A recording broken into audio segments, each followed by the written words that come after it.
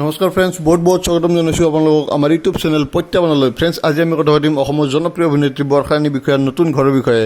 হয় ফ্ৰেণ্ডছ, নৱবিবাহিত বৰ্ষাৰাণী বিষয়া আৰু ভাস্কৰ বৰুৱাই নতুন এটা ঘৰ লৈছে গুৱাহাটী মহানগৰীত। আৰু তেওঁলোকৰ নতুন ঘৰটোত তেওঁলোকে ভাস্কৰ বৰুৱা বৰ্ষাৰাণী বিষয়াৰ লগতে ভাস্কৰ বৰুৱাৰ ভনীয়েক মীনাক্ষী বৰুৱাও থাকে।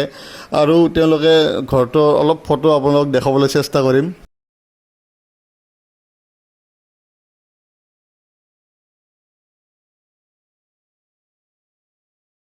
ফ্ৰেণ্ডছ, এতিয়া আমি কথা পাতিম ডিম্পু বৰুৱাৰ আপকামিং ভিডিঅ'ৰ বিষয়ে।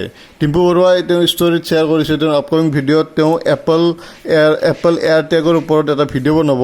এপল এয়াৰ টেগটো নতুন টেকন'লজিৰ নতুন ডিভাইচ হয়, সেইটোৰ ওপৰত তেওঁ ভিডিঅ' বনাব।